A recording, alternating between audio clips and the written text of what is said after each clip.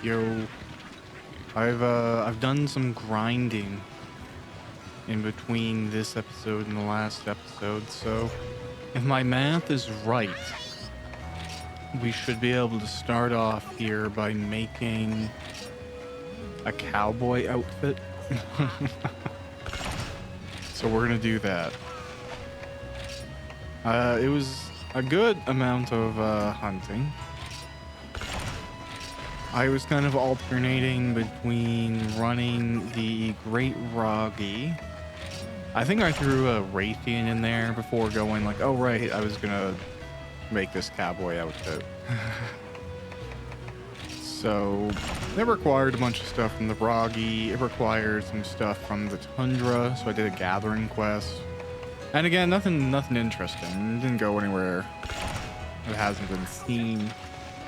Just kind of went there 15 times in a row. So here we go. New set, which is always awesome. Looks pretty cool. Big fan. I think I have what it takes to upgrade my Buster Sword as well, so we'll do that. I don't know if it's better than the other sword. No, that's 140, so... And now I need more Beolite ore, but then that can become... Oh god, buttons. Oh, okay. I'm gonna forget how buttons work. So even then, it gets a little bit more sharpness, but it's not as strong as what I have here. Which is fine. So that was some of that grinding. You know what? I can probably, because I made stuff, I can make Roggy helmets for these. Yeah, let's give them both. Silly.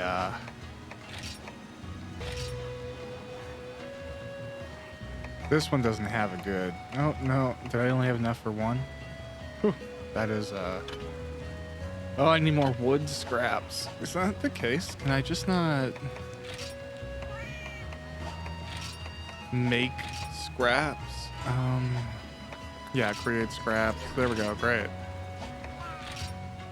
Yeah, here we go. I have some wood. I can make a little bit. Alright, I guess I gotta go get more wood in the future.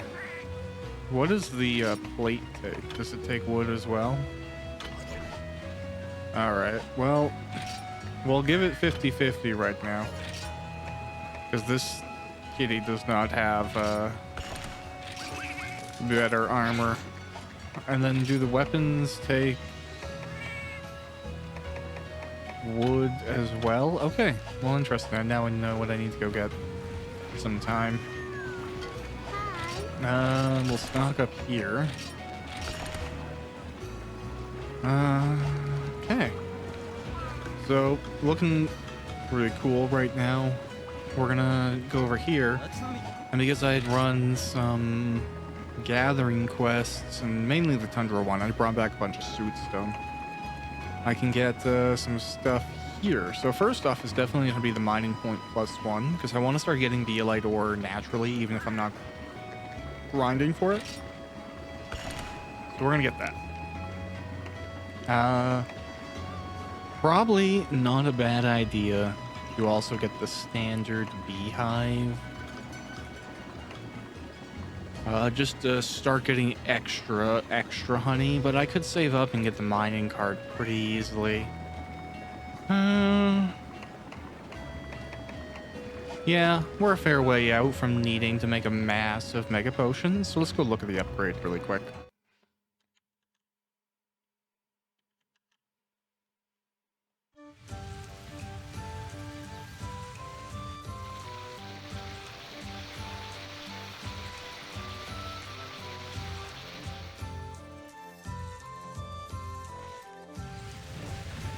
Right on. So I don't think I get a refresher of this one because I would have done that, but do I get to use this one? Yeah. So we're now getting Mocklite naturally, we're now getting Dragonite naturally, Sunspire. I think Beolite is there as well. There haven't been enough, or a bunch of like major changes. I think we could, yeah. Oh, okay.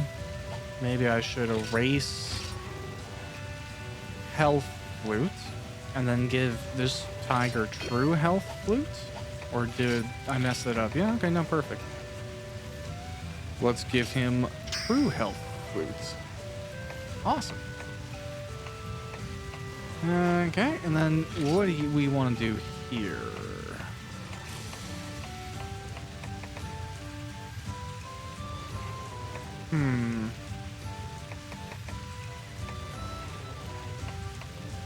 Oh, yeah, that sounds great. Clairvoyance. Let's do it. Sounds super useful.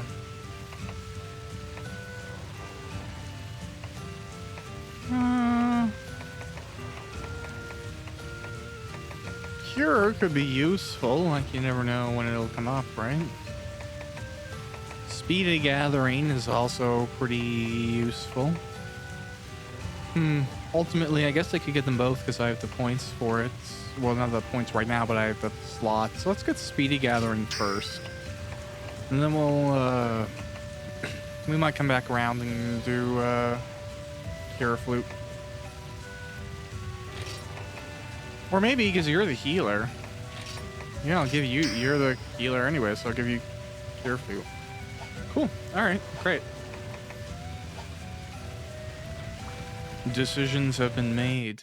And you know, I should have teleported instantly, but instead we're gonna run through town. Because why not?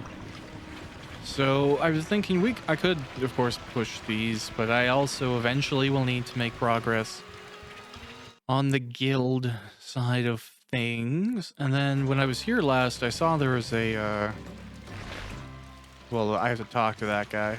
So I saw a little yellow. So I was like, oh, is there a new quest? Did I forget to do something?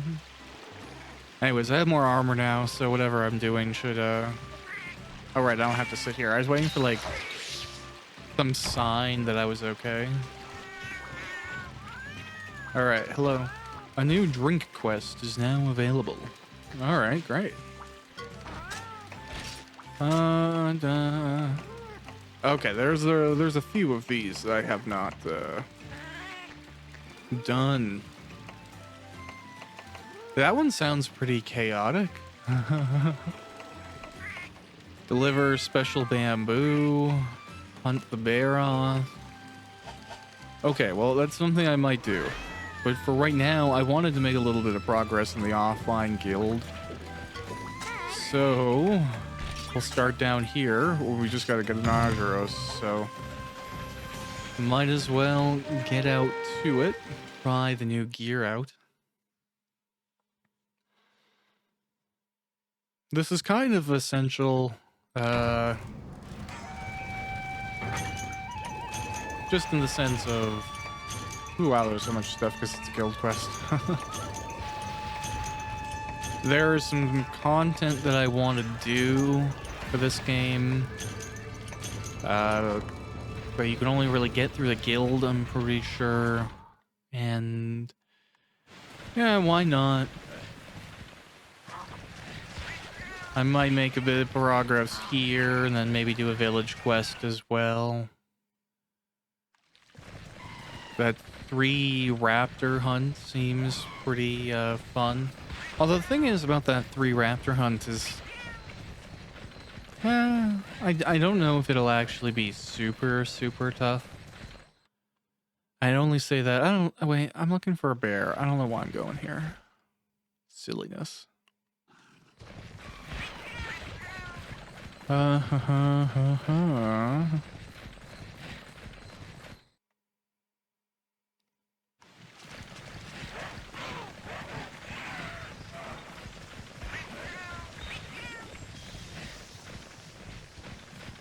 Okay, well, I can also use this opportunity to get some Yucamo wood.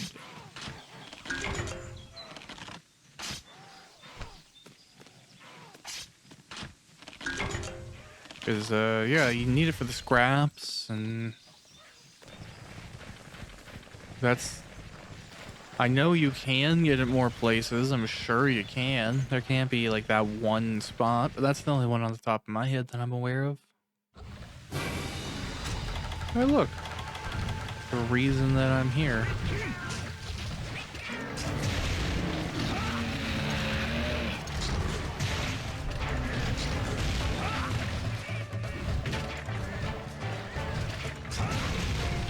Yeah, this set is pretty cool. I think it's very similar to like the starting set in 4th edition, or it's literally the starting set in 4th edition. That might be the lock lack set as well, I think, because I think that might actually be where you are in the game. I might be wrong. I've only gone into the town of 4 to make sure that my copy of the game was working.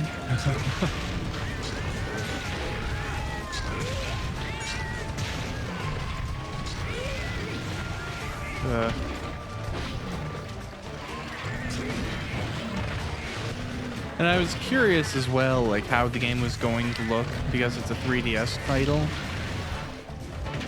And you can kind of tell. I think the thing that's the weirdest to me is like they've swapped some buttons again, and well, the menuing is a little weird. You can set it to be effectively traditional, but it's like they split things in a weird way to accommodate the fact that the game had to be on 2 screens, and that means like you can have a very cinematic view, but you also kind of had to do eye Olympics a lot. You're looking here, and then you're looking there, and you're looking down. It's like you're playing an MMO or doing a raid or something. So, with this being a guild version of the quest, they should be a little bit stronger, the monsters, but I don't think it's like crazy yet, because this is still low rank. So it's like a low rank designed for 4 people, which largely is something we can deal with, because I'm pretty sure he was limping there, so we're just gonna, there we go.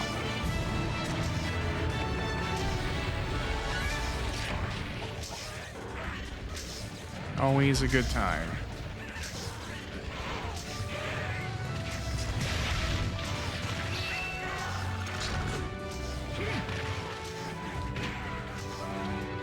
And you know what? Like, there's gonna be some quests that we can do right off the bat with guild quests that you have to unlock going through the village quest. So, like, without discussing which creature it is, Giganox is a 3-star guild quest that I already have available, despite having not progressed through really any element of the guild. I'm still HR1.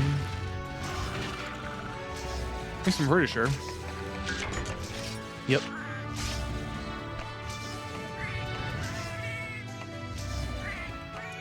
That's me.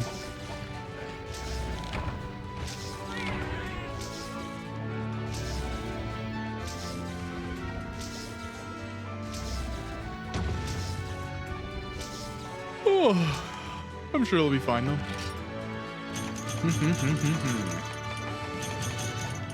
A lot of stuff for money in the future if I need it.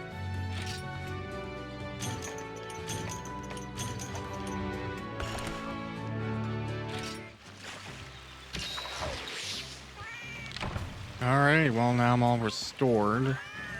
Let's, you know what, why not?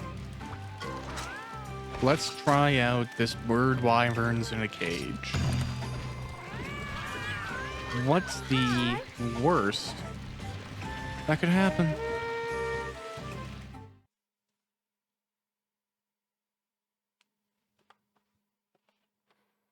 I'm really not sure, but I'm confident it'll be fine.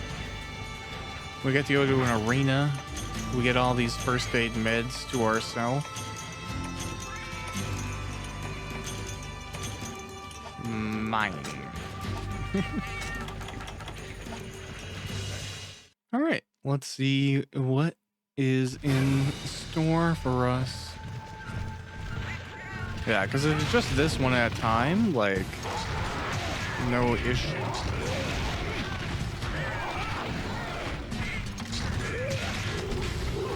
It would be fun to try this fight without any HUD, but I feel like using items if I needed to would be difficult. And I guess that's what's impressive about it, but I imagine the main thing here is you gotta kill everything before stuff starts like showing up and doubling up.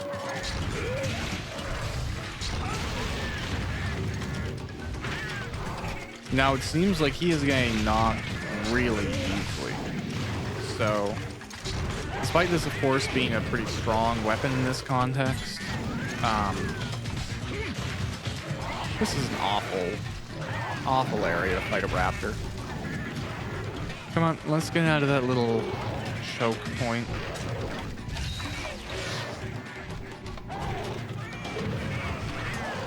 Alright, I guess we gotta go into the choke point.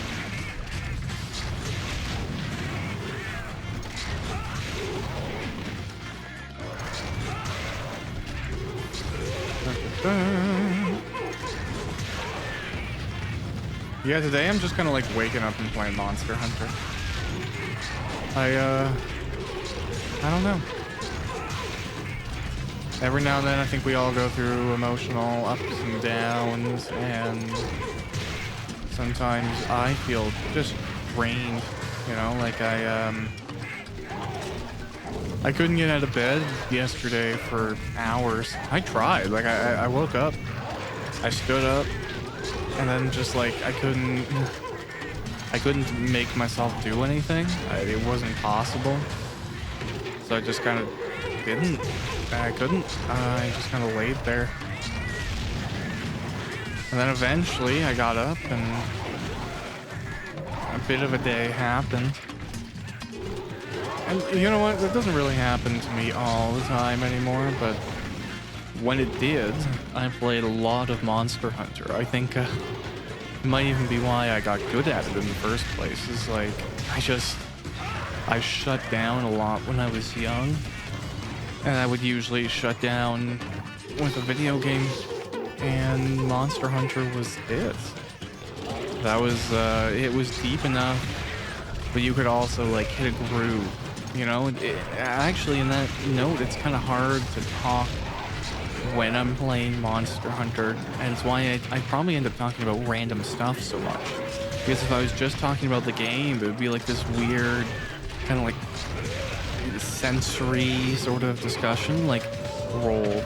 Oh, I gotta move here because he's gonna. Okay, clip. Okay, we gotta move. If I don't get here, okay, well, I gotta go over here, and I got a sheath. Okay, I'm probably okay on health. He's close to a rage. I don't think he has too many hits left. Like it becomes this weirdly not entertaining stream of consciousness because like it's not a sporting event. So I think I focus on random stuff as a result when I'm playing, and when I was not in the greatest of places, and when I return to those places every now and then, the zen of Monster Hunter is very very enjoyable. So yeah, I'm just waking up and doing this. It's better than still being asleep, I figure.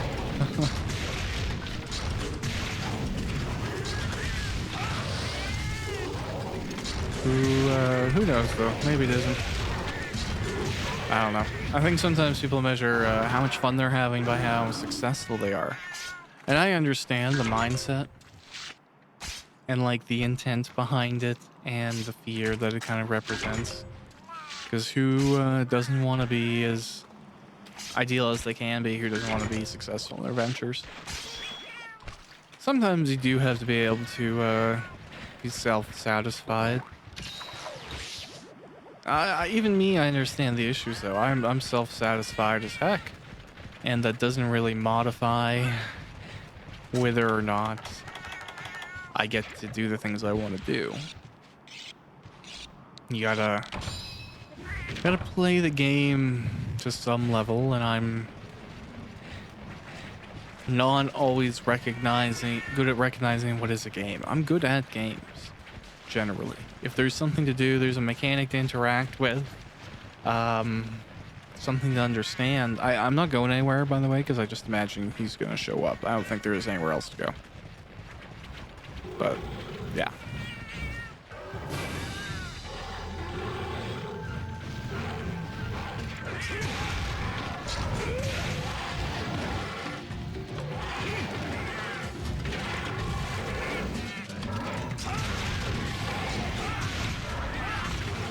Yeah, it's also why I think a lot of self-help is pretty crap.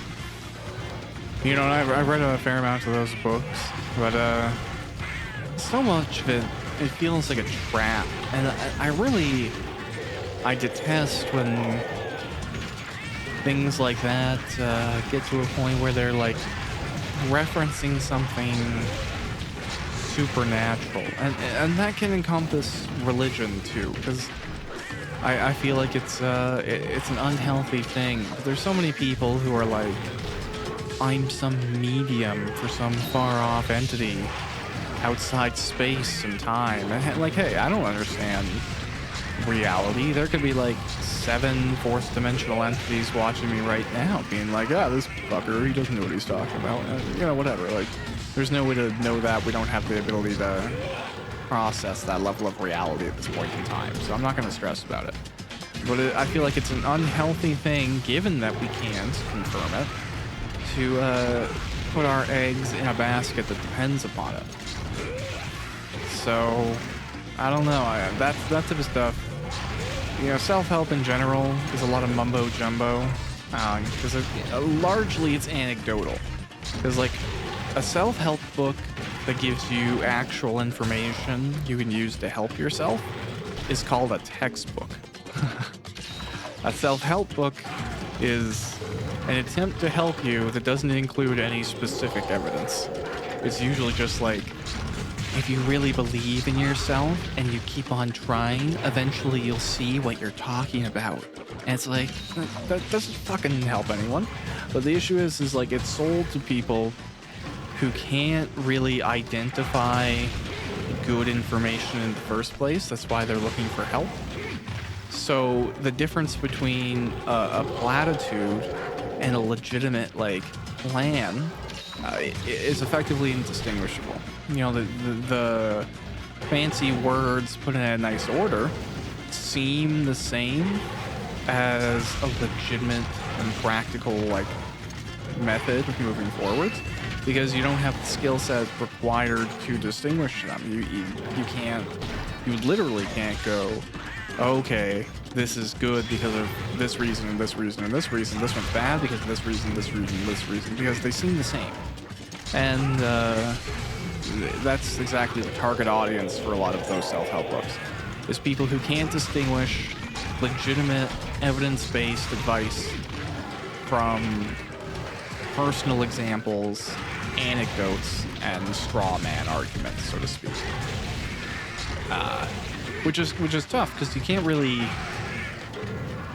teach that out without having experiences like that in the first place. It's kind of like learning to swim. Like, you can talk about it a fair amount, but until you hit the water, there's an element of not knowing what you're doing that is very tough to make tangible without just experiencing it. Oh, I'm gonna get poisoned. Nope, didn't go far enough.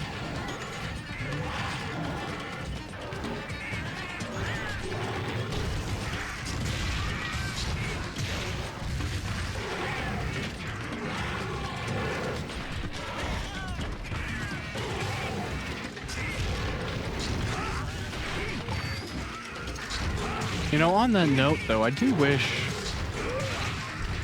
we kind of let ourselves as a people, and I just mean in general, all over. Like, there's varying levels of difficulty in bringing this message, right? But we all got to be a little bit easier on ourselves, be more accepting of relaxation and recovery, the amount of intensity that people are trying to normalize in spite of, you know, magnitudes of efficiency increases that don't require the mandate of that effort anymore is so frustrating. Like, even this morning I was reading that South Korea is proposing an increase to the mandatory or the minimum amount of overtime that can be expected or asked by a company. And, you know, this is a country that has a really, really low birth rate already. It's a country that's struggling with suicide rates, that does have an issue with excess work. And where's the humanity in trying to suggest that allowing a company to work its people more is going to be any sort of benefit? You know, where's just the recognition for any of it, where the suffering, the time spent, the energy sold.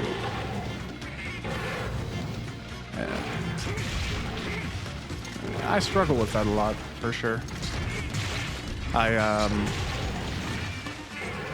can be confused by perspectives rendering one thing cruel and another thing acceptable, whereas to me they both seem cruel.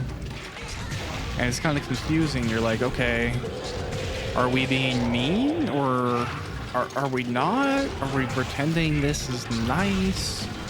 Are we just ignoring this? Okay, we're just ignoring this. Like, there's so many elements, I think, of the modern, like, relationship that we have with labor and how we should be acquiring our wealth that is really, really displaced.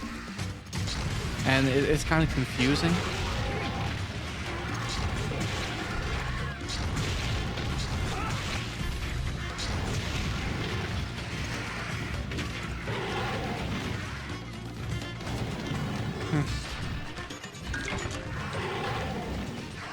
Oh well.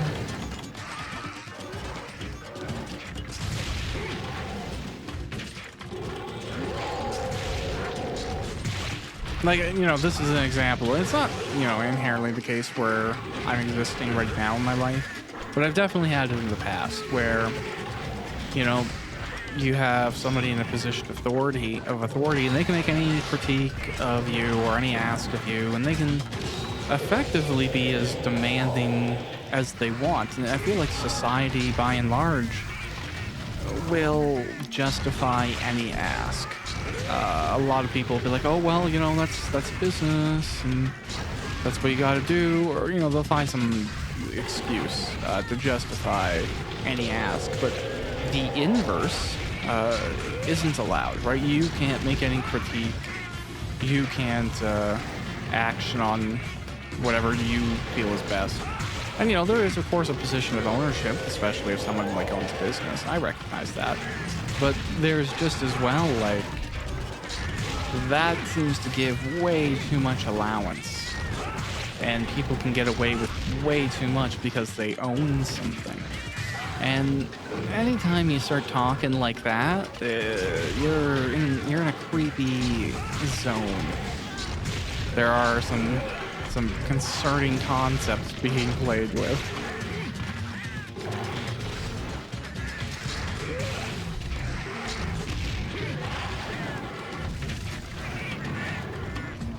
And, you know, I don't really want to own anything, if I'm being honest with you. Oh, my cat finished it? That's hilarious. Yeah, like, I would love to own a house, but, you know, I don't, like, inherently need to own it. I would love to have one and get to make choices about it.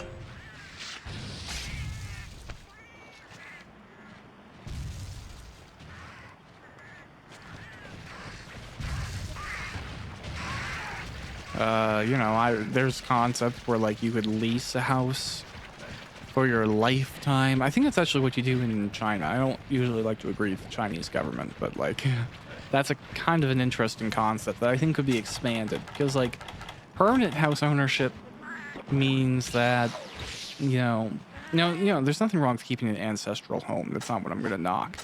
But if there isn't somebody in the family who can take ownership of the home and is going to live there and take care of it in their lifetime, usually what happens when a house isn't owned by a person and it just has nowhere to go is, it'll get sold at auction, or a bank will take ownership of it.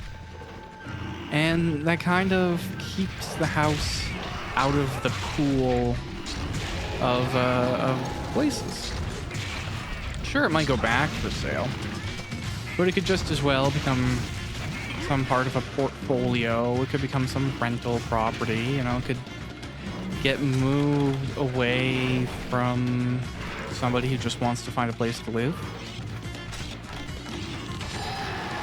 So if you have it set kind of in stone that things go immediately back out into availability for the same sort of use that they were already being used as, and it's termed out for as long as you need it, i.e. how long you're alive, instead of some arbitrary number on a contract, that could be a humanistic idea. I think I like the idea, that concept. I just don't like hoarding.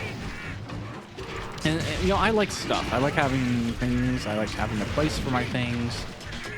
I don't ever like something having its home be like the floor. That's not ever ideal in my point of view. And I've been in hoarding houses throughout my life, not in my family, but as anyone who has been alive can tell you, hoarding is way more common than you may believe. It's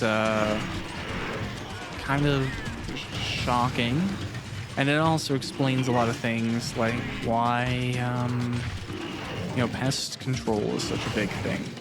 It's not because bugs have special operations teams that break in and put crackers on the floor for lesser bugs to get in. It's because most people don't clean very effectively. And I'm not a deep clean, rub the walls every day kind of guy. I'll spray down the countertop. I'll pick up the stuff. I'll take out my dishes. I'll make sure there's nothing sitting in the sink for longer than maybe a night or two. But a large swath of people are like, nah, I'm gonna not do that either. And then things get crazy, and you have hoarder houses, and then they get so used to their hoarder house that they forget that it's not normal. And I think just as well, there is an element of it that it's generational. So if you grew up in a hoarder house, and that's the standard that you saw, it is tough to break that and not do hoarder house stuff. Even if it seems crazy, right? Like if you've grown up with a degree of housekeeping and cleanliness and the small daily things you can do from keeping it together too bad, then some of the perspectives of other people is just like, it will seem insanity, and you will immediately find yourself in a position of like having to not be offensive.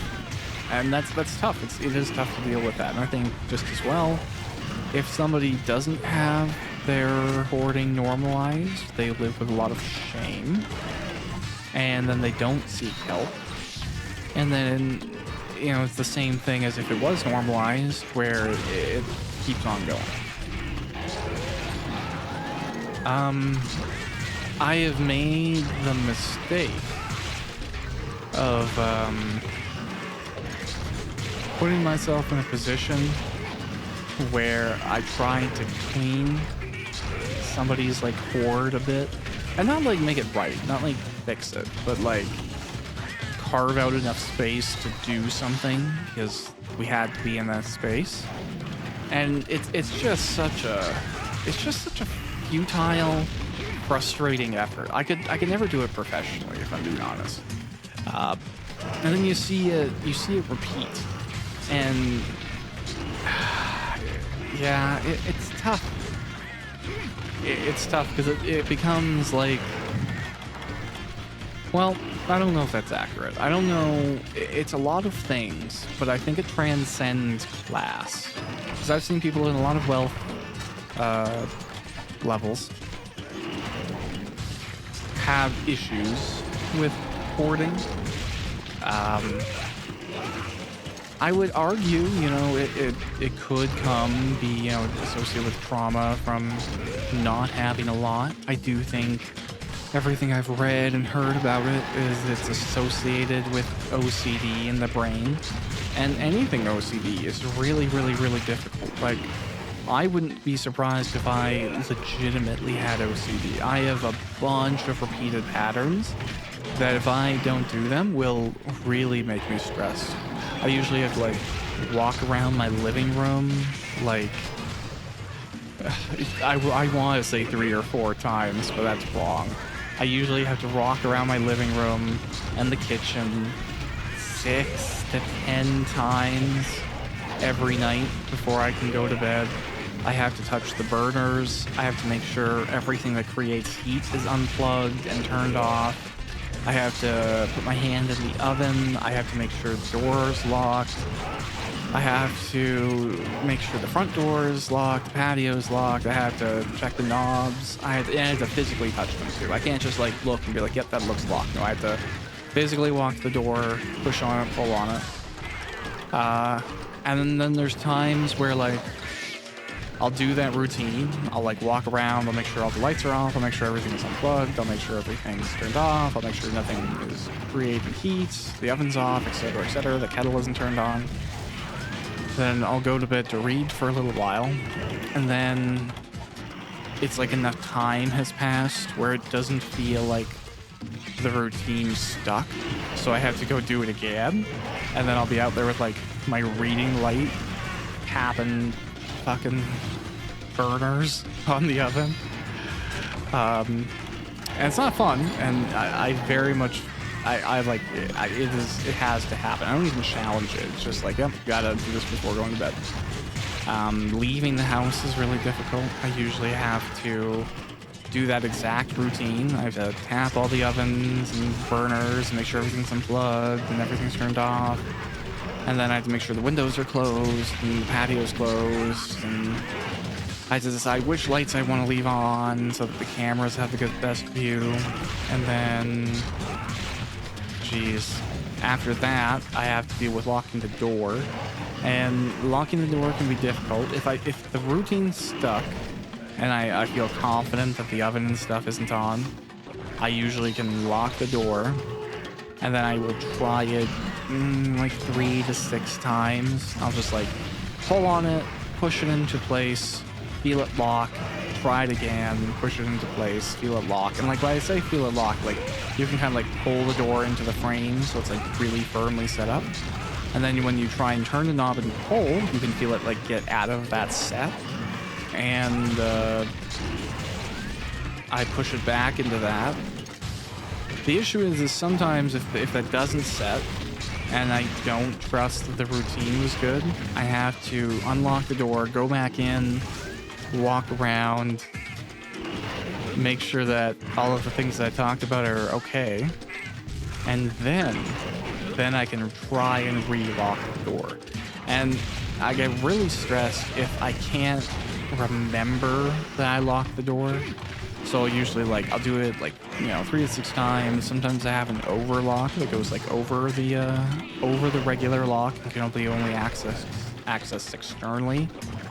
And I'll put that on. But sometimes I'll put that on and I'll forget the lock underneath is locked. So I take off the big one and then double check the one underneath it and then put the big one back on. And then if I walk away and I get like down the street or something and I can't, like I don't have a solid memory of having locked the doors, even if like I would never walk away without having done it, I will probably be stressed for like an hour or until I get home. So arguably, that that sounds like OCD. So in that case, you know, being empathetic. If hoarding is a similar process to my tapping every single oven burner and checking every plug and all that, then I can sympathize. It's really tough to deny that instinct, and it's really tough to realize that it is an instinct. Like, it's taken a long time for me to have the self-awareness that I'm doing some pretty interesting things on repeated habits. And that goes down to, like, even little things. Like, I like to clean stuff the exact same way. I get, like, this really, what is it called, Schadenfreude? No, that's when you want something bad to happen to someone, and it does. Whatever it is, like, if I cut something, like a pork chop or something, into really, really, really perfect portions, and then I get another pork chop that looks exactly the same, and I can cut into the same portions as I did before, that is like, my brain just goes like, no. It's such a joyful experience. But you know, I wasn't always cognizant of the fact that that's probably indicative of some personality traits there. I always just thought, I'm really picky. I want things to be a certain way, and I get extremely stressed when they aren't, but that's normal, or something, but no, it wasn't.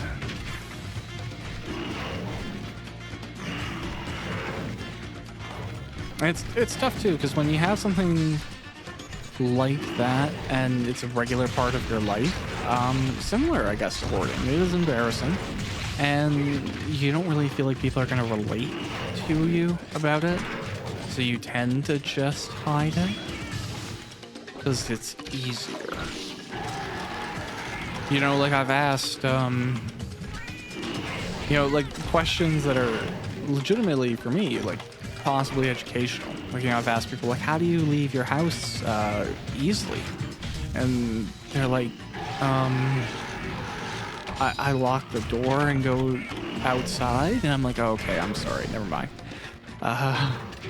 Or, like, every now and then, like, especially when it comes to, like, work, and, like, I struggle with working with people who aren't very organized, and the question for me will be like, how do y'all live in this chaos? And they're like, oh, you know, it's just the nature of it. I'm like, okay, so you don't want to chew out your own eyeballs because of things being one way today and then this way another day, and then having someone say those are both the right way to do it. That doesn't make you, like, lose your human face and turn into a 28 fucking tentacled squid monster of frustration. No? Oh, okay, interesting.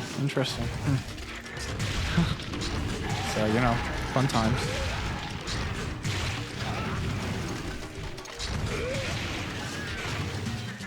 This baggie has a lot of health.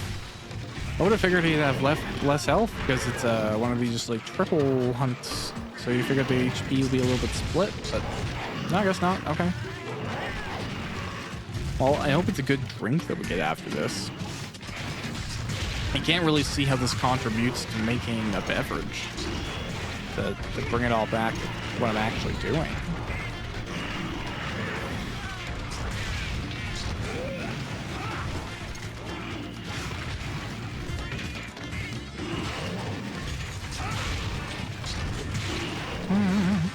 Oh man, I can't even imagine what life would be without having to be bothered by the feeling of doing stuff like that. The idea of just like walking out of the house, just like picking it up and not checking everything and then just leaving, like, oh, I don't even like thinking about it, if I'm being honest with you. That sounds really uncomfortable.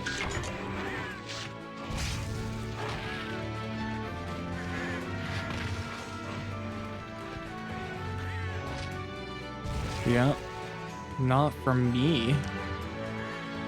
That's a pretty cool view.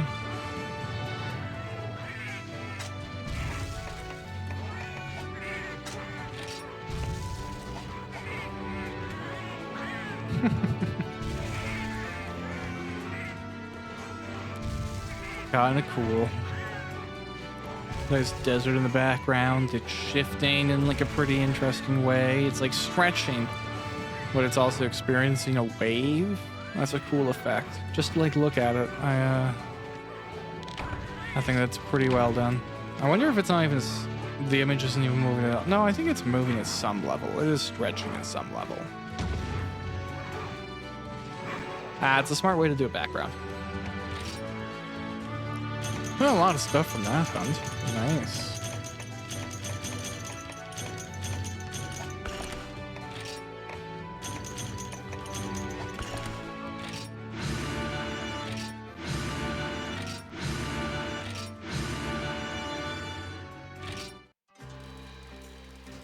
Alright, sir. What do you have to tell me about stuff? Thanks again for using the hot spring. Okay. Yeah, you're welcome. Out of curiosity, why did these jaggy, baggy, rocky, and all are great? Yeah? I need some special parts from them. Who's gonna help me? Okay, so you just need some stuff. Alright, sure, man. I got you. Okay, so there's some other stuff there, but I think we're just gonna... Oh, this guy. Right. Okay, what's up with a new drink? I can't remember. Hard rice. Yeah. I mean, a lucky yogurt. That's cool. Let's try Bobaco Cola Hard Rice Tea. Yeah, let's do that. Why not?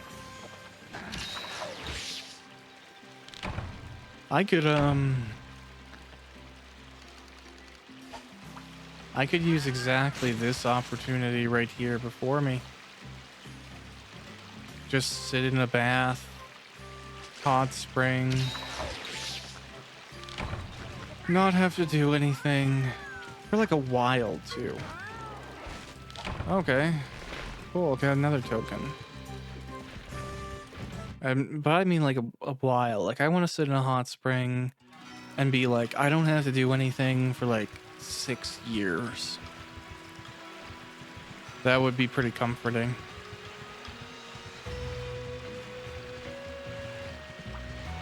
Hey. What do we have to do here? Oh, there's a nipple snarf. Oh, yeah, let's do that. Why not? I haven't fought a nibble snarf in forever. It was just fun to say the name. Nibble snarf. I have started getting Beolite from the farm. We're 2 off an upgrade on the irons. Ooh, nope, my bad. That path. What do you have for me, sir? Before I go out, anything interesting? No. Psycho Serum is pretty useful. Yeah, I like those. Okay, great. Thanks, bud.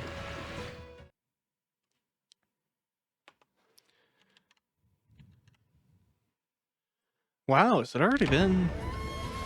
It's almost been an hour. That's nuts. I recognize I have a few moments there where I'm at the farm that I'm cutting out of this episode, but that hunt with the raptors must have taken a while. I guess I was talking about random stuff for a while there, so you know, whatever.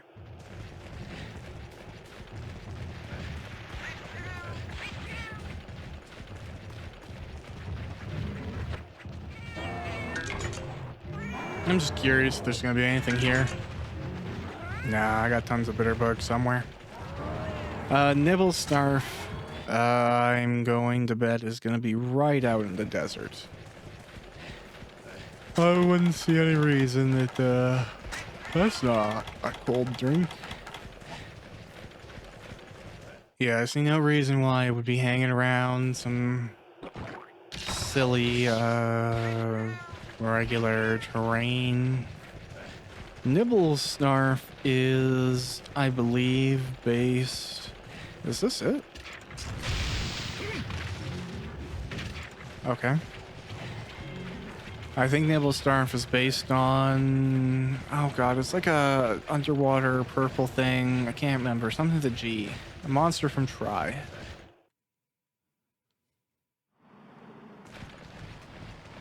But I can't recall what it was called.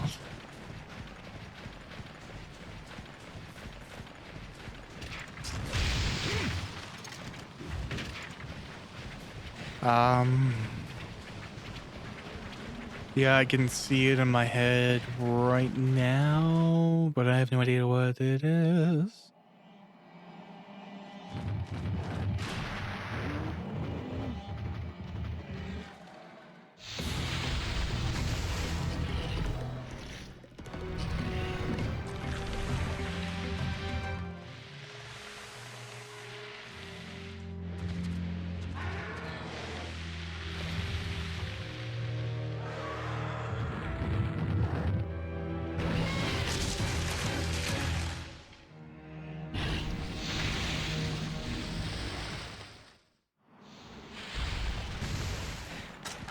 Damn, Nibble Snarf looks cooler than I recall. Do I have Sonic Bomb? Yeah, I do. Yeah, look at the high quality textures on this Nibble Snarf. Look at that. You got more graphics than the entirety of the first Monster Hunter. Congratulations, Nibble Snarf.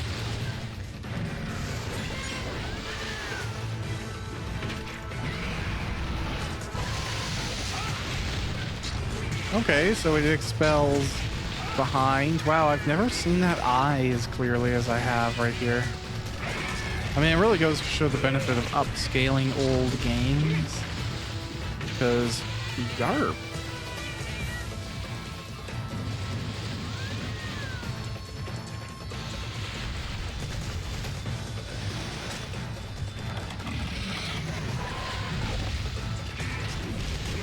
Yeah, get out of here.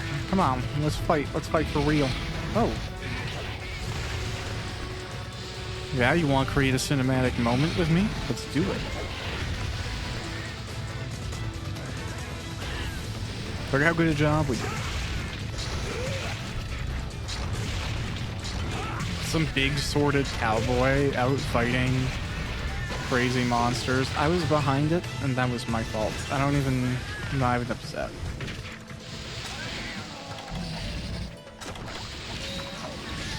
Yeah? Well, I'm gonna Sonic Bomb you. No, it didn't work? Maybe it did?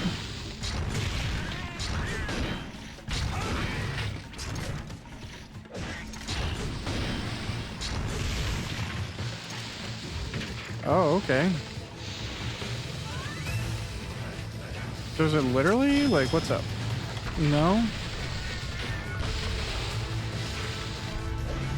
Dun, dun, dun. Oh, I'm not gonna get my hit in.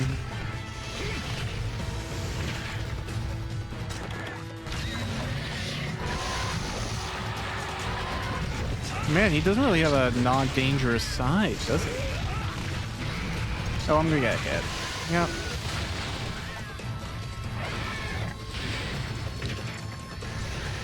These first aid meds are worse than I remember them being. Feels like potions are the same, if not slightly better. Weird sentiment. Oh, I zigged when I should have zagged.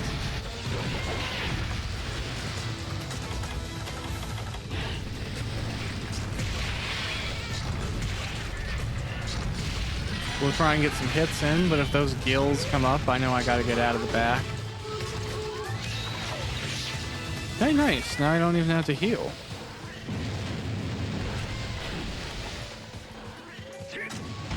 I have no idea if we're gonna get to use these, but let's put them out and see what happens.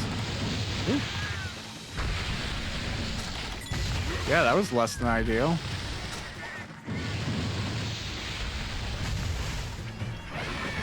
Come on, little bomb, hit the big bomb. No?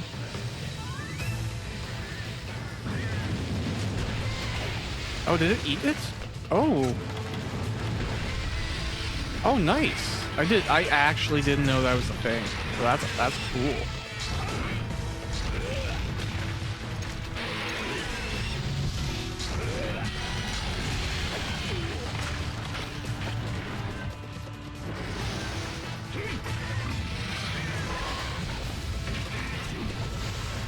Okay, now we gotta heal because damage is being dealt.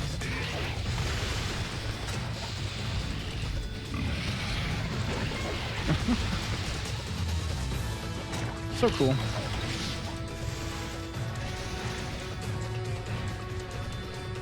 Alright, yeah, with those up, I shouldn't go behind it. Or if I am behind it, I should be very far behind it. There is no in between. I wonder if it acts as like a sand filter. I think there's some animals that like swim through the sand and they have the ability to process it at some level or like let it pass through, but maybe that's some bullshit. Maybe that's an insect. An insect? I don't know. I don't even know what is real sometimes. Like, you ever get so immersed in fantasy and nonsense that you're like, oh yeah, that's totally true, and then you forget it's not even based in this universe, or you know, read it in a sci-fi novel and you're like, ah, shit, right. I'm an idiot. Maybe that's just me.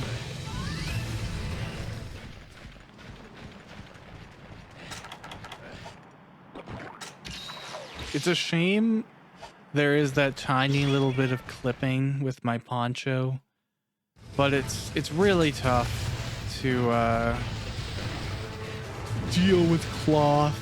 I wonder though, and I think you've even talked about this before. There's always the possibility of in the future us adding like a cloth co-processor onto modern GPUs. And then I was looking the other day at this video of like this Intel Xeon Phi co-processor, and it really impressed me because it was like $100. And it just makes me think now when I'm looking at the cloth, could that at some level be repurposed to act as a dedicated cloth co-processor? You know, like would the computer market go that direction where, say, like modern PCIe design right now is kind of bad because you're gonna put something right in the way of your GPU and then block out the fan, right? But imagine it became really normal to add on a co-processor, and that co-processor kind of had like a attached to your GPU pass-through kind of element, where like I'm talking about the fan, not the actual processing, not like an SLI. And you take that fan and you have something that will match the exact same speed on the co-processor to kind of create like this tunnel of movement. And then that could be really good and could prevent the issue we have right now where if you use your second PCIe slot, presuming most motherboards that people are buying have like one 16x lane, one 8x lane, and maybe like two 4x lanes or worse. So you have those lanes. And using them better would be great. But yeah, right now you put hard drive, you put a second GPU, you're choking up whatever you put in there. So that sucks. Could be interesting though, you know, cloth co-processor, you add that on as like an extension to an existing GPU. Water co-processor, like a fluids co-processor. Maybe for editing, you know, like a VFX co-processor. And I mean beyond like an encoder. I mean actual dedicated handling for like live browsing, for example. Like even me, I'm not a big video editor in the sense that I don't do it professionally, but I use a very professional suite of tools. I like DaVinci Studio. And I did pay for Studio because I wanted to do GPU rendering. And I just did not like unnecessarily taxing my CPU to render on the free version. And all of the other features, as cool as they are kind of just bonuses, because what I paid for was GPU rendering. And you know, it's funny, I was using, oh wow, I can't even remember what I was using before. Shotcut. I was using Shotcut for maybe, I don't know, the first 50 or 60 videos that I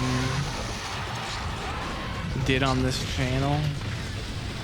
And Shotcut, for a free service, does work pretty amicably.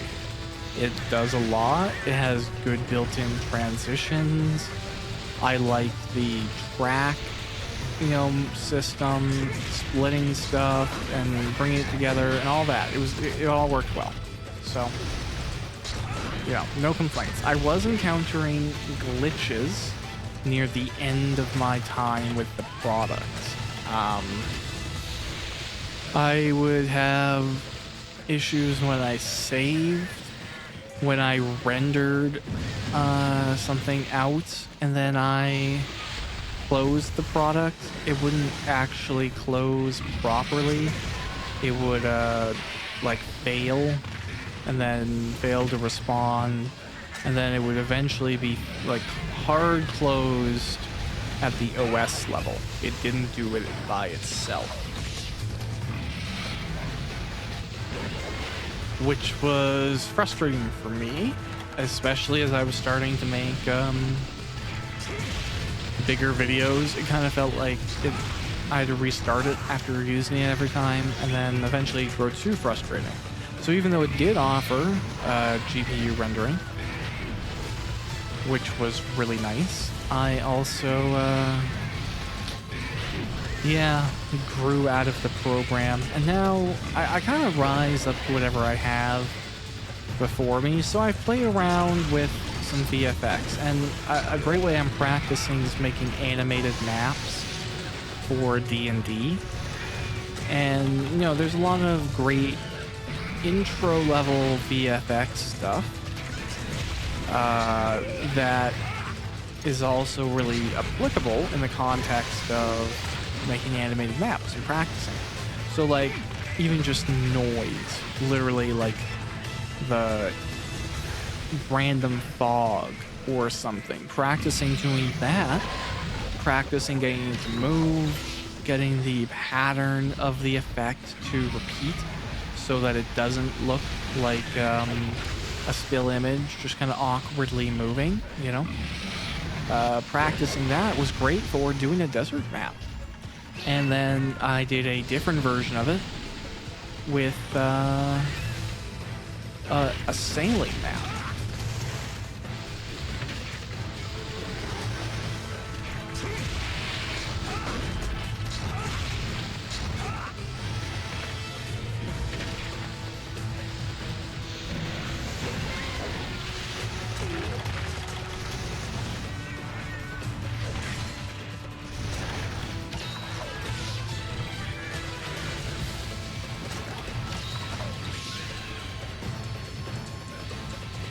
Yeah. Alright, so I don't know where this thing is health-wise. It's somewhere, I can only imagine.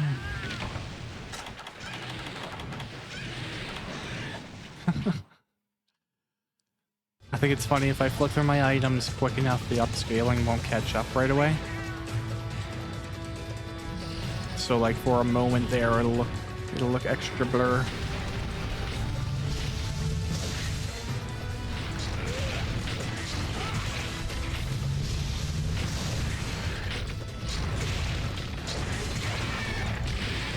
Whew.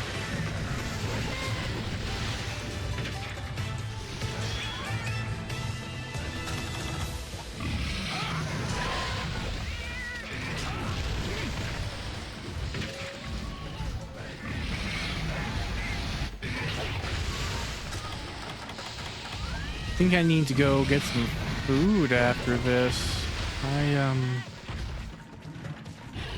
Yeah, I just woke up. That's usually a sign your mental health is doing really great, right?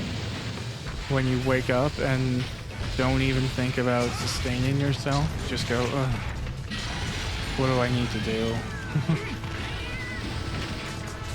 Yeah, really positive sign.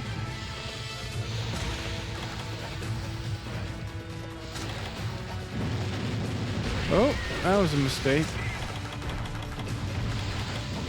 Oh god, okay. I don't want to die because I'm fidgeting around with buttons.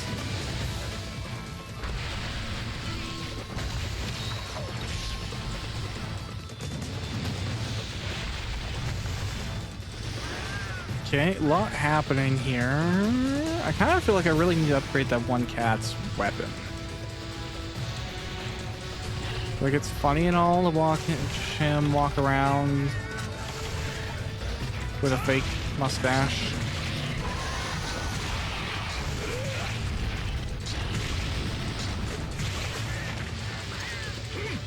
But he probably should have something to deal more damage with.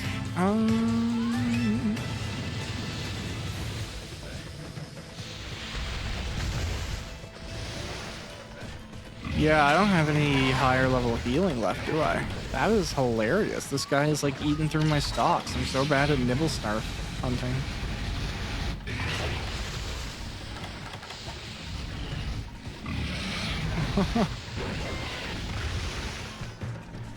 And again, I guess I don't really know how to tell if the nibble snarf is close to being out of the game. Okay, that looks like he's close to being out of the game.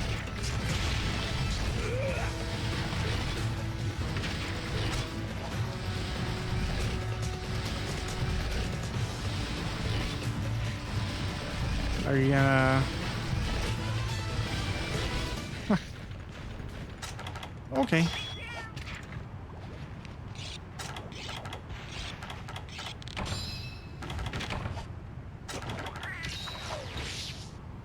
Well, hey, cool.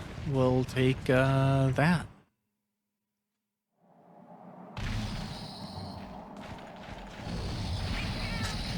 Yeah, I didn't bring anything to capture it, otherwise I would.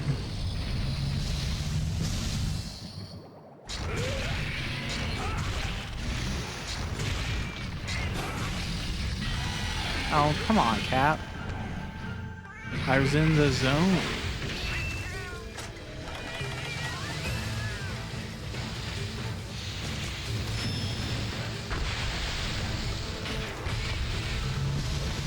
Dun, dun.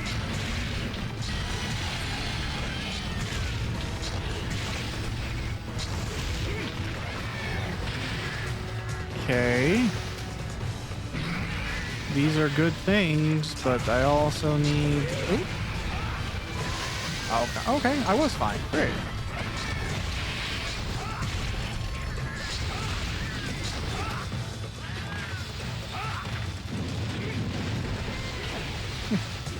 Trying to pick impossible path, even though it doesn't really make much sense. Oh, okay, that was not great.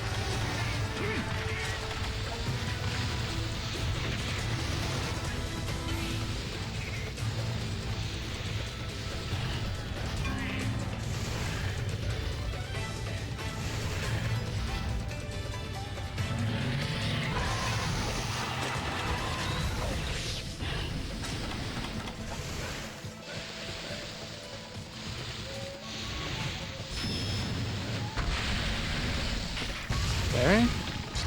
Get him out of that sand. Oh, I don't like that. Oh, not liking that either. Alright, I feel like I'm gonna Farcaster. better to come back, take a free nap, and live.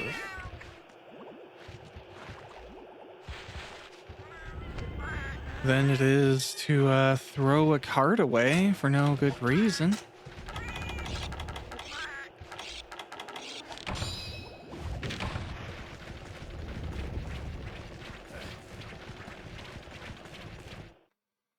I don't think the transition to 11 where we have to go is too bad. Although I really do gotta go in. I feel the need to eat. There's a dense hunger building up within me. It's kind of like painful too.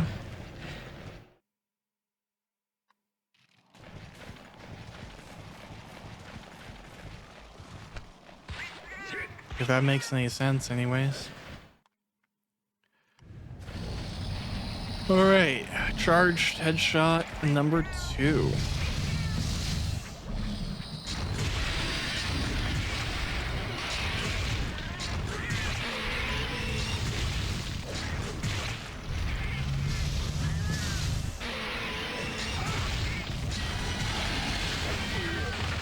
That's fair.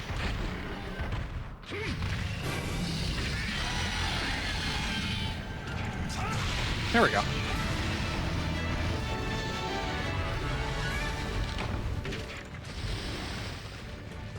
Okay.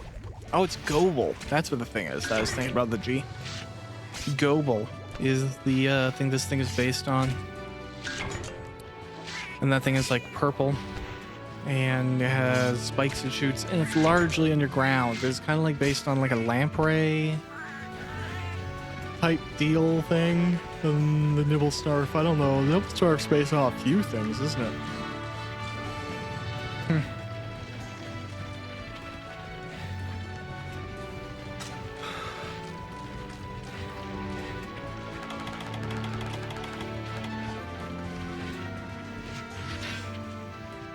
I mean, might as well get some stuff if I'm here, right? Who knows? Mocholite ore is useful. Whatever we get here might be useful. We don't know. It went into Ethereum.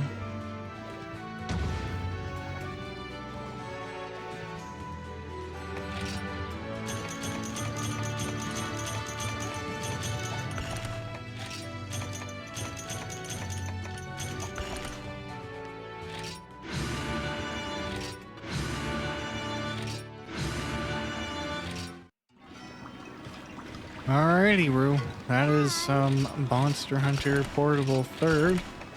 I'm gonna top up here, get everything I need next time I go out into the world. I appreciate you checking out this episode. We'll return some more Monster Hunter in the future. And for now, have a good one. Bye.